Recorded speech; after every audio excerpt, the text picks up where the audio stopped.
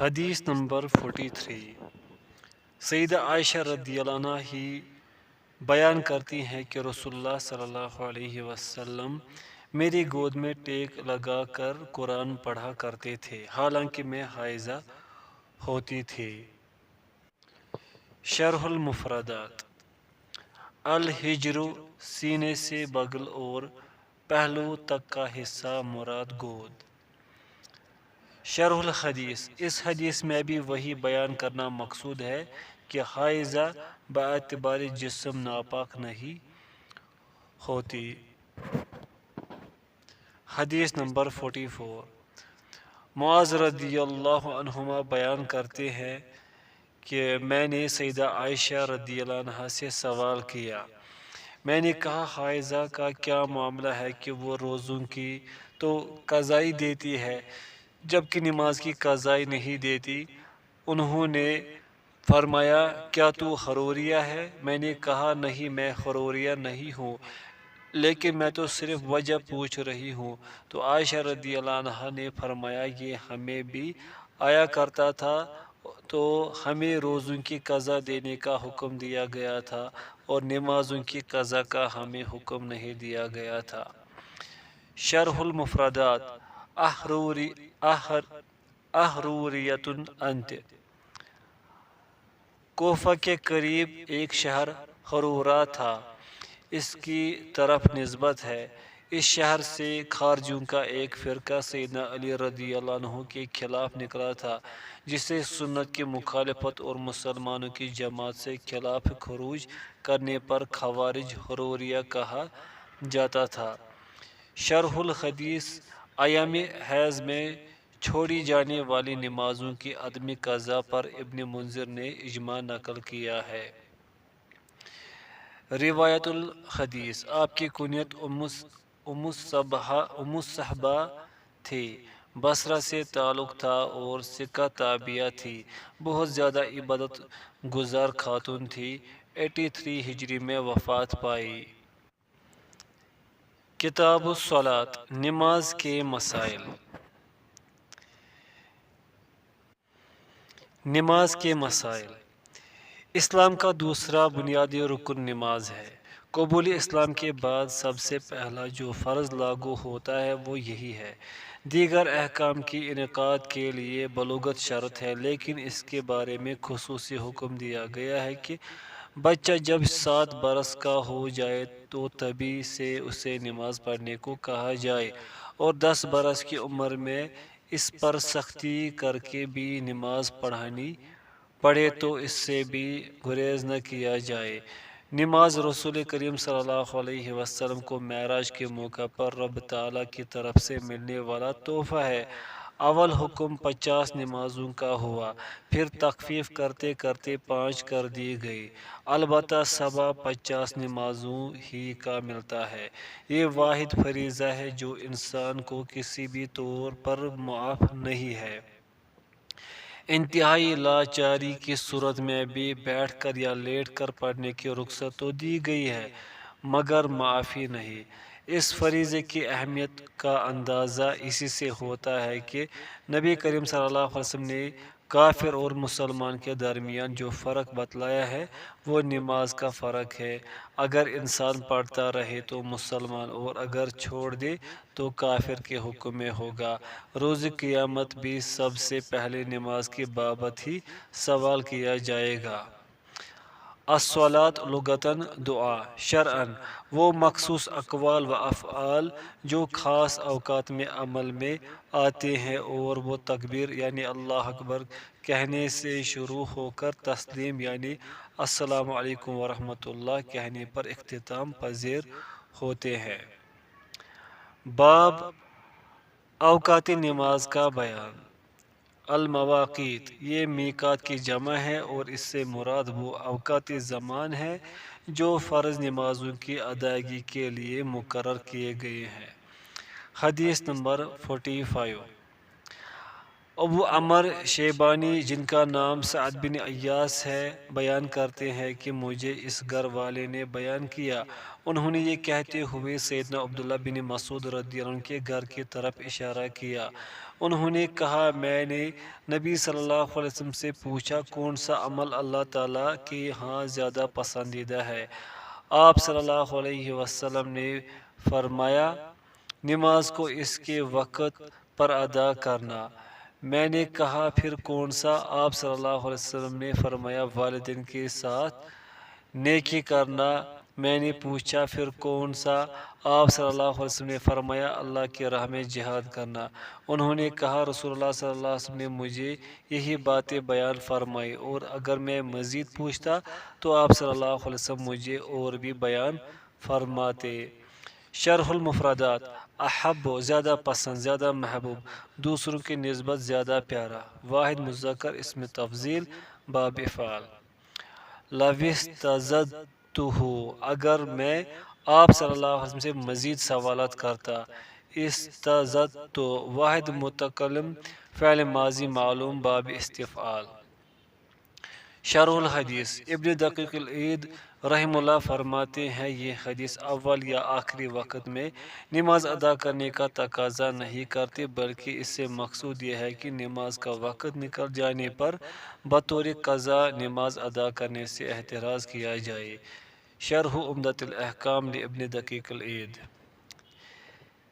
اس حدیث میں والدین کے ساتھ حسن سلوک کو جہاد پر مقدم کرنا اس امر کی اہمیت و عظمت پر دلیل ہے۔ تیسرا افضل عمل جہاد فی سبیل اللہ بتلایا گیا ہے، اور اس امر میں بھی چندہ شک نہیں ہے کہ دین میں جہاد کا مقام و مرتبہ عظیم تر ہے، اور قیاس اس بات کا تقاضا کرتا ہے کہ یہ ان تمام اعمال سے افضل ہے جو مقصود عمل کے حصول کے لیے وسیلے اور ذریعے کا درجہ رکھتے ہیں، کیونکہ عبادات کی دو قسمیں ہیں، ایک تو وہ جو مقصود بالذات ہیں، اور دوسری وہ جو کسی اور مقصد کے حصول کے لیے وسیلے اور ذریعے کا درجہ رکھتی ہیں۔ پھر اس وسیلے کی فضیلت متوسل الیہ عبادت کی فضیلت کے اعتبار سے ہوتی ہے، سو اگر وہ بلند پایا فضیلت کی حامل ہو تو وسیلہ بھی اسی قدر فضیلت پاتا ہے جیسا کہ جہاد وسیلہ ہے اور متوسل الیہ دین کا غلبہ و اشاعت ہے، لہذا عمل جہاد کی فضیلت اپنے مقصود کے اعتبار سے اتنی ہی اعلیٰ و ارفع ہے۔ شرح عمدۃ الاحکام لابن دقیق العید۔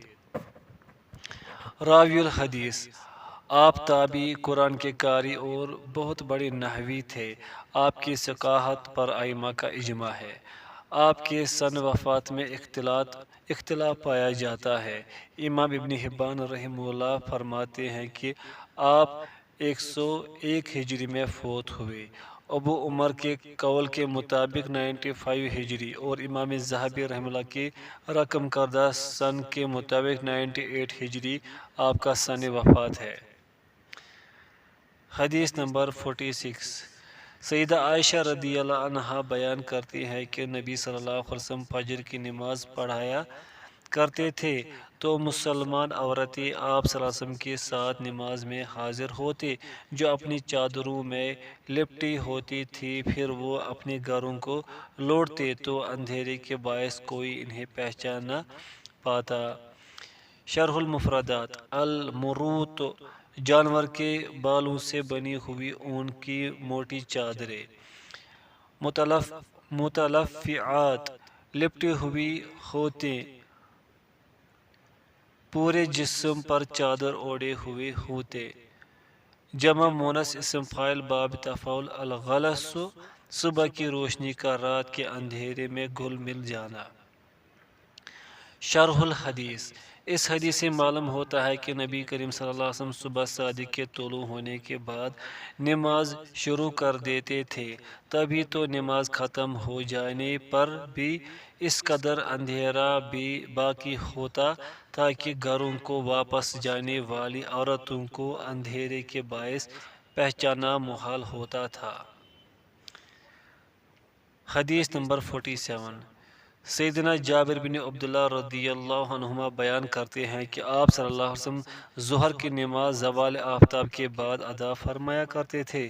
عصر کے اس وقت کہ سورج ابھی صاف ہوتا، مغرب کی تب پڑھتے جب وہ سورج ڈوب جاتا، عشاء کبھی کبھی جب آپ صلی اللہ علیہ وسلم دیکھتے کہ لوگ جمع ہو گئے ہیں تو جلدی پڑھ لیتے، اور جب دیکھتے کہ وہ دیر سے آئیں گے تو لیٹ کر دیتے، اور صبح کی نماز نبی صلی اللہ علیہ وسلم اندھیرے میں پڑھا کرتے تھے۔ شرح المفردات: الحاجرۃ، زوال آفتاب کے بعد گرمی کی شدت کا وقت۔ نقیۃ، صاف چمکتا ہوا۔ واحد مونث صفت مشبہ باب سمیع یسمع۔ وجبت، جب سورج غروب ہو جائے۔ واحد مونث غائب فعل ماضی معلوم باب ضرب یضرب۔ شرح الحدیث: اس حدیث کے عمومی مفہوم سے یہ بات معلوم ہوتی ہے کہ نبی صلی اللہ علیہ وسلم سوائے نماز عشاء کے بقیہ تمام نمازیں ان کے اول وقت ہی میں پڑھایا کرتے تھے۔ گویا معلوم ہوا کہ بقیہ تمام نمازیں اول وقت میں اور عشاء کی نماز مؤخر کر کے پڑھنا افضل ہے۔ حدیث نمبر 48۔ ابو منہال سیار بن سلامہ بیان کرتے ہیں کہ میں اور میرے والد سیدنا ابو برزہ اسلمی رضی اللہ عنہ کے پاس آئے اور میرے والد نے ان سے کہا، نبی صلی اللہ علیہ وسلم فرض نماز کیسے پڑھایا کرتے تھے؟ انہوں نے فرمایا، آپ صلی اللہ علیہ وسلم ظہر کی نماز جسے تم پہلی کہتے ہو اس وقت پڑھتے جب سورج غروب ہونے کی طرف مائل ہو جاتا، یعنی زوال شمس کے بعد، اور عصر کی نماز اس وقت پڑھتے کہ ہم میں سے کوئی مدینہ کے کونے میں اپنی رہائش گاہ کی طرف لوٹتا اور سورج ابھی زندہ یعنی بلند ہوتا۔ راوی کہتے ہیں کہ جو انہوں نے مغرب کا وقت بتایا وہ مجھے بھول گیا، اور آپ صلی اللہ علیہ وسلم کو یہ پسند ہوا کرتا تھا کہ عشاء کو لیٹ کرے جسے تم اتمہ کہتے ہو۔ آپ صلی اللہ علیہ وسلم عشاء سے پہلے سونے کو اور اس کے بعد باتیں کرنے کو ناپسند فرمایا کرتے تھے۔ آپ صلی اللہ علیہ وسلم صبح کی نماز اس وقت پڑھتے جب آدمی اپنے ساتھ بیٹھے شخص کو پہچان لیتا، یعنی صبح کی روشنی نمودار ہو گئی ہوتی، اور آپ صلی اللہ علیہ وسلم 60 سے 100 تک آیات پڑھا کرتے تھے۔ شرح المفردات: المکتوبہ، فرض کی ہوئی، اس سے مراد نماز پنجگانہ ہے۔ واحد مونث اسم مفعول باب نصر ینصر۔ الاولیٰ، ظہر کی نماز۔ اولیٰ اس لیے کہا گیا کیونکہ جبرائیل علیہ السلام نے نبی صلی اللہ علیہ وسلم کو پہلی نماز یہی پڑھائی تھی۔ تدحض الشمس، آسمان کے وسط سے سورج مغرب کی طرف جھکنے اور مائل ہونے لگا۔ تدحض، واحد مونث غائب فعل مضارع معلوم باب فتح یفتح۔ العتمہ، رات کا اندھیرا، یہ لفظ عشاء کی نماز پر بولا جاتا تھا۔ ینفتل، آپ صلی اللہ علیہ وسلم پھرتے تھے، ختم کرتے تھے، پڑھ کر فارغ ہوتے تھے۔ واحد مذکر غائب فعل مضارع معلوم باب انفعال۔ صلاۃ الغداۃ، صبح کی نماز۔ شرح الحدیث: اس حدیث میں نمازوں کے اوقات بتلائے گئے ہیں اور اس کے علاوہ ایک ادب کی تعلیم دی گئی ہے کہ عشاء سے پہلے سونا اور عشاء کے بعد باتیں کرنا نبی کریم صلی اللہ علیہ وسلم کی نظر میں ناپسندیدہ عمل تھا۔ راوی الحدیث ابو منہال رحمہ اللہ ثقہ تابعی ہیں۔ 129 ہجری میں آپ کی وفات ہوئی۔ اس روایت میں ابو برزہ اسلمی رضی اللہ عنہ کا بھی ذکر ہے۔ آپ کا نام نضلہ بن عبید تھا۔ فتح مکہ کے وقت موجود تھے اور اس روز ابن قتل کو قتل کرنے والے آپ ہی تھے۔ نبی صلی اللہ علیہ وسلم کے ساتھ متعدد غزوات میں شرکت کی۔ 64 ہجری میں وفات ہوئی۔ حدیث نمبر 49۔ سیدنا علی رضی اللہ عنہ سے مروی ہے کہ نبی صلی اللہ علیہ وسلم نے خندق کے دن فرمایا، اللہ تعالیٰ ان مشرکین کی قبروں اور ان کے گھروں کو آگ سے بھر دے جنہوں نے ہمیں درمیان والی نماز سے مشغول کر دیا یہاں تک کہ سورج غروب ہو گیا۔ مسلم میں یہ الفاظ ہیں، انہوں نے ہمیں درمیانی یعنی عصر کی نماز سے مشغول کر دیا۔ پھر آپ صلی اللہ علیہ وسلم نے مغرب اور عشاء کے درمیانی وقت میں عصر کی نماز پڑھی۔ شرح المفردات، شغلونا، انہوں نے ہمیں مشغول کیے رکھا اور نماز نہ پڑھنے دی۔ شغلو جمع مذکر غائب، فعل ماضی معلوم، باب فتح یفتح۔ الصلاۃ الوسطی، عصر کی نماز۔ شرح الحدیث، امام ابن جریر طبری رحمہ اللہ سیدنا ابو ہریرہ رضی اللہ عنہ سے مرفوعاً نقل کرتے ہیں کہ صلاۃ الوسطی صلاۃ العصر، صلاۃ الوسطی صلاۃ العصر، درمیانی نماز سے مراد عصر کی نماز ہے۔ تفسیر الطبری۔ اسی طرح امام احمد رحمہ اللہ اور امام ترمذی رحمہ اللہ نے سیدہ سمرہ رضی اللہ عنہ کی سند سے یہی الفاظ ذکر کیے ہیں۔ مسند احمد، جامع ترمذی۔ امام ترمذی رحمہ اللہ فرماتے ہیں کہ اکثر علماء صحابہ کا یہی قول ہے کہ صلاۃ الوسطی سے مراد صلاۃ العصر ہے۔ جامع ترمذی۔ ایک روایت میں نماز عصر کی اہمیت اجاگر کرتے ہوئے رسول اللہ صلی اللہ علیہ وسلم نے فرمایا، جس نے عصر کی نماز ترک کر دی اس کے اعمال ضائع ہو گئے۔ صحیح البخاری۔ حدیث نمبر 50۔ سیدنا عبداللہ بن مسعود رضی اللہ عنہ بیان کرتے ہیں کہ مشرکین نے رسول اللہ صلی اللہ علیہ وسلم کو عصر کی نماز سے روکے رکھا، یہاں تک کہ سورج سرخ ہو گیا یا زرد ہو گیا، تو رسول اللہ صلی اللہ علیہ وسلم نے فرمایا، انہوں نے ہمیں درمیان والی نماز یعنی نماز عصر سے مشغول کر دیا، اللہ تعالیٰ ان کے پیٹوں اور ان کی قبروں کو آگ سے بھر دے۔ شرح المفردات، ملأ اور حشا دونوں کا معنی بھرنا ہے۔ ملأ واحد مذکر غائب، فعل ماضی معلوم، باب فتح یفتح۔ حشا واحد مذکر غائب، فعل ماضی معلوم، باب نصر ینصر۔ شرح الحدیث، یہ حدیث گزشتہ حدیث کے ہم معنی ہی ہے اور اس میں باضابط یہ ذکر ہے کہ صلاۃ الوسطی سے مراد عصر کی نماز ہے۔ راوی الحدیث، آپ کی کنیت ابو عبد الرحمن تھی، آپ عباد اللہ اربعہ اور سابقین اولین میں سے ایک تھے، آپ بدری صحابی تھے اور بدر میں ابو جہل کی ہلاکت آپ ہی کے ہاتھوں ہوئی۔ آپ نے بھی دونوں ہجرتوں میں شرکت کی اور دونوں قبلہ کی طرف نماز پڑھی۔ رسول اللہ صلی اللہ علیہ وسلم آپ سے راز کی باتیں کیا کرتے تھے، عشر مبشرہ میں بھی آپ شامل ہیں۔ آپ کا ان اصحاب میں شمار ہوتا ہے جنہوں نے عہد رسالت میں جمع قرآن پر کام کیا، اور آپ ان 4 لوگوں میں سے ایک تھے جنہیں رسول اللہ صلی اللہ علیہ وسلم نے قرآن پڑھنے کا حکم فرمایا ہے۔ آپ صلی اللہ علیہ وسلم نے آپ نے نبی صلی اللہ علیہ وسلم سے 1848 احادیث روایت کی، 60 سے کچھ برس زیادہ عمر پا کر 2 یا 3 ہجری میں باری تعالیٰ کی جنتوں کے مہمان بن گئے۔ حدیث نمبر 51۔ سیدنا عبداللہ بن عباس رضی اللہ عنہما بیان کرتے ہیں کہ نبی صلی اللہ علیہ وسلم نے ایک مرتبہ عشاء میں خاصی رات کر دی تو سیدنا عمر رضی اللہ عنہ آپ صلی اللہ علیہ وسلم کی طرف نکلے اور عرض کیا، اے اللہ کے رسول، عورتیں اور بچے سونے لگے ہیں، نماز پڑھا دیجیے۔ آپ صلی اللہ علیہ وسلم نے اپنا سر حجر مبارک سے باہر نکالا تو وہ قطرے بہا رہا تھا۔ آپ صلی اللہ علیہ وسلم فرمانے لگے، اگر میں اپنی امت پر مشقت نہ سمجھتا، یا فرمایا لوگوں پر، تو میں انہیں عشاء کی نماز اس وقت میں پڑھنے کا ضرور حکم دیتا۔ شرح المفردات، اعتمہ، آپ صلی اللہ علیہ وسلم نے رات کا اندھیرا کر دیا، یعنی سرخی غائب ہونے کے بعد عشاء کی نماز کو بہت مؤخر کر دیا۔ واحد مذکر غائب، فعل ماضی معلوم، باب افعال۔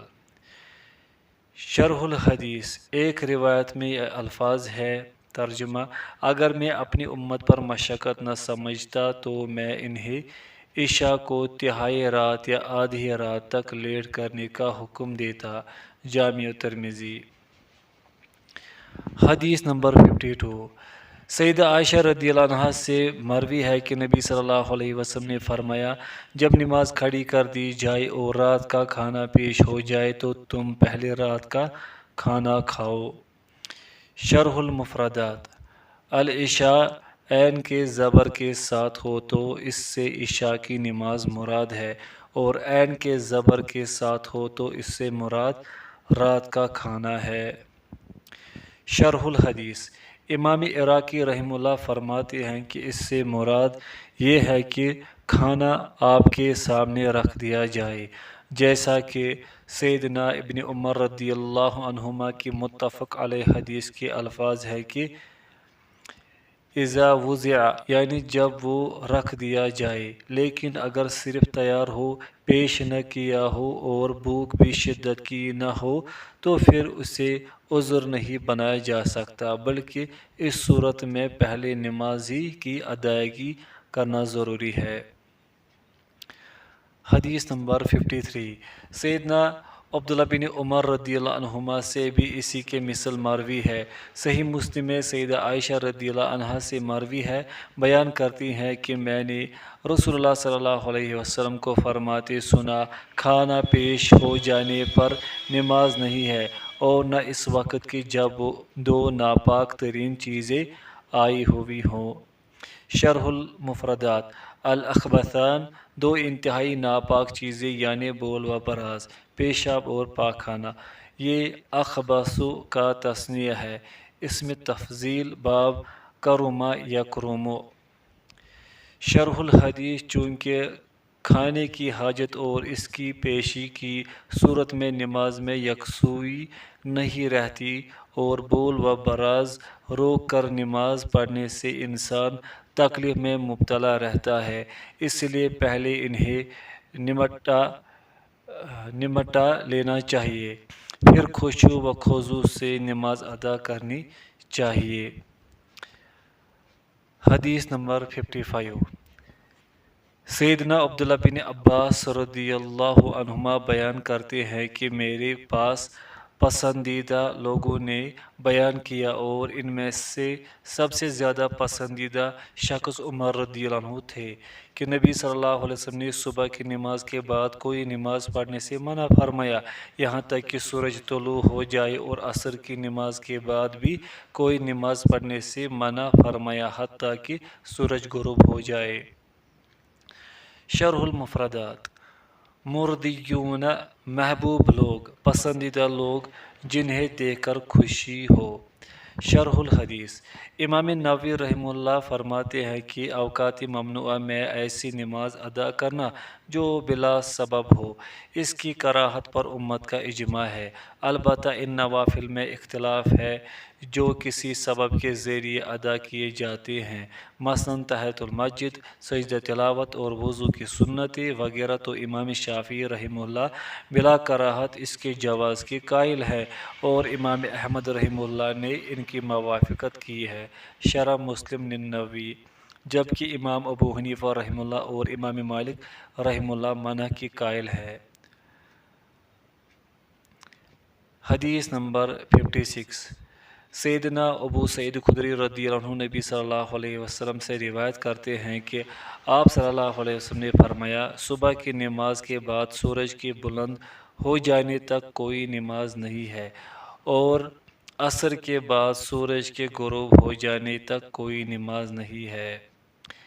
شرح المفردات، ترتفع، سورج بلند ہو جائے یعنی طلوع کے درمیانی حالت میں نہ ہو بلکہ واضح ہو جائے۔ واحد مونث غائب، فعل مضارع معلوم، باب افتعال۔ شرح الحدیث، سورج بلند ہونے سے قبل اور بعد از نماز عصر کی ممانعت اس بات کی دلیل ہے کہ ان دونوں اوقات میں کوئی بھی نفلی نماز نہیں ہوتی۔ راوی الحدیث ابو سعید خدری رضی اللہ عنہ کا نام سعد بن مالک ہے۔ آپ انصاری صحابی تھے۔ آپ کے والد اور آپ کے دادا بھی صحابی تھے۔ بیعت رضوان اور غزوہ خندق میں شریک ہوئے۔ آپ کا شمار بھی علماء صحابہ میں ہوتا ہے۔ 1000 سے زائد احادیث کے راوی ہیں۔ 94 برس کی عمر پا کر 74 ہجری میں مدینہ طیبہ میں وفات پائی۔ حدیث نمبر 57۔ اسی باب میں علی بن ابی طالب، عبداللہ بن مسعود، عبداللہ بن عمر، عبداللہ بن عمر بن عاص، ابو ہریرہ، سمرہ بن جندب، سلمہ بن اکوع، زید بن ثابت، معاذ بن جبل، معاذ بن افرا، کعب بن مرہ، ابو امامہ باہلی، عمر بن ابسہ اور حضرت عائشہ رضی اللہ عنہم سے بھی روایت مروی ہے۔ صنابحی سے بھی مروی ہے، لیکن انہوں نے نبی صلی اللہ علیہ وسلم سے نہیں سنا۔ حدیث نمبر 58۔ سیدنا جابر بن عبداللہ رضی اللہ عنہ روایت کرتے ہیں کہ سیدنا عمر بن خطاب رضی اللہ عنہ خندق کے روز سورج غروب ہونے کے بعد کفار قریش کو برا بلا کہنے لگے اور بولے، اے اللہ کے رسول، میں نے ابھی تک عصر کی نماز نہیں پڑھی جبکہ سورج غروب ہونے کے قریب ہے۔ تو نبی صلی اللہ علیہ وسلم نے فرمایا، اللہ کی قسم میں نے بھی نہیں پڑھی۔ راوی کہتے ہیں پھر ہم بطحان کی طرف گئے اور آپ صلی اللہ علیہ وسلم نے سورج غروب ہونے کے بعد عصر کی نماز پڑھی، پھر اس کے بعد مغرب کی نماز پڑھی۔ شرح المفردات۔ یسب لفظی معنی ہے گالی دینا، لیکن یہاں برا بلا کہنا مراد ہے۔ واحد مذکر غائب، فعل مضارع معلوم، باب نصر ینصر۔ قعدت، یہ قعد سے واحد مونس کا صیغہ ہے جو افعال مقاربہ سے ہے اور یہ حصول و قربت کا معنی دیتا ہے۔ واحد مونس غائب، فعل ماضی معلوم، باب فتح یفتح۔ بطحان مدینہ میں ایک مقام کا نام۔ شرح الحدیث۔ سیدنا عمر بن خطاب رضی اللہ عنہ کا کفار کو سب و شتم کرنا، رسول اللہ صلی اللہ علیہ وسلم کا خاموشی اختیار کرنا اور عمر رضی اللہ عنہ کو ایسا کرنے سے منع نہ کرنے سے اس امر کا جواز ملتا ہے، البتہ اس سب و شتم میں فحش گوئی نہ ہو اور یہ صرف کسی شرعی معاملے ہی میں کیا جا سکتا ہے۔ شرح عمدۃ الاحکام لابن دقیق۔ نبی صلی اللہ علیہ وسلم کا نماز کو مؤخر کرنے کے سبب میں اختلاف ہے۔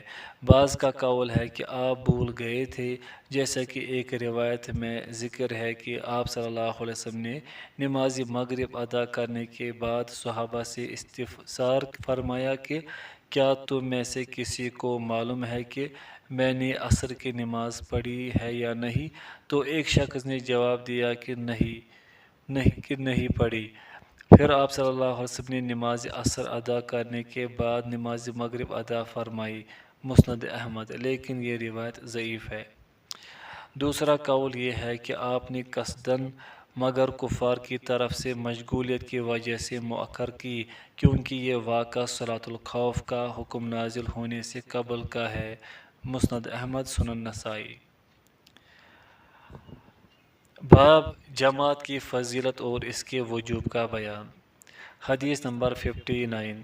سیدنا عبداللہ بن عمر رضی اللہ عنہما سے مروی ہے کہ نبی صلی اللہ علیہ وسلم نے فرمایا، جماعت کی نماز اکیلے نماز پڑھنے سے 27 درجے افضل ہے۔ شرح الحدیث۔ الفظ علیحدہ، اکیلے الگ، فظ مصدر، باب ضرب یضرب۔ شرح الحدیث۔ اس حدیث میں باجماعت نماز ادا کرنے کی فضیلت کا بیان ہے۔ حدیث نمبر 60۔ سیدنا ابو ہریرہ رضی اللہ عنہ بیان کرتے ہیں کہ نبی صلی اللہ علیہ وسلم نے فرمایا، آدمی کا باجماعت نماز ادا کرنا اپنے گھر یا بازار میں پڑھنے پر 25 گنا اجر بڑھا دیا جاتا ہے، اور یہ تب ہے کہ جب وہ اچھی طرح وضو کرے، پھر مسجد کی طرف نکل پڑے اور وہ فقط نماز پڑھنے کے ارادے سے ہی گھر سے نکلا ہو، تو وہ جو قدم بھی اٹھائے گا اس کے بدلے میں اس کا 1 درجہ بلند کیا جائے گا، 1 گناہ مٹا دیا جائے گا۔ پھر جب وہ نماز پڑھنے لگتا ہے تو جب تک وہ نماز میں رہتا ہے فرشتے اس کے لیے مسلسل دعائیں کرتے رہتے ہیں کہ اے اللہ اس پر رحمت بھیج، اے اللہ اس کی بخشش فرما، اے اللہ اس پر رحم فرما۔ پھر وہ ایک نماز پڑھنے کے بعد جب تک دوسری نماز کے انتظار میں رہتا ہے تو وہ نماز کے حکم میں ہی ہوتا ہے۔ شرح المفردات: تضعف ایک گناہ سے زیادہ کر دی جاتی ہے، بڑھا دی جاتی ہے۔ واحد مونس غائب فعل مضارع مجہول باب تفعیل۔ خطوۃ قدم، حطہ گرنا، اترنا، کم ہونا، ختم ہونا، یعنی مٹا دی جاتی ہے۔ واحد مذکر غائب ماضی مجہول باب نصر ینصر۔ شرح الحدیث: اچھی طرح وضو کرنا اور سکون و اطمینان سے نماز ادا کرنا نماز کا جزو لازم ہے جس کے بغیر نماز نہیں ہوتی، جیسے کہ نبی صلی اللہ علیہ وسلم نے ایسا نہ کرنے والے ایک شخص کو بار بار یعنی واپس جا اور دوبارہ نماز پڑھ کیونکہ تو نے نماز نہیں پڑھی۔ فتح الباری ابن حجر فرما کر اس کی اہمیت کو اجاگر فرمایا تھا۔ ایک روایت میں ہے اللہم تب علیہ، صحیح مسلم کے الفاظ کا بھی اضافہ ہے، یعنی اے اللہ تو اسے توبہ کی توفیق دے اور پھر اس کی توبہ قبول فرما۔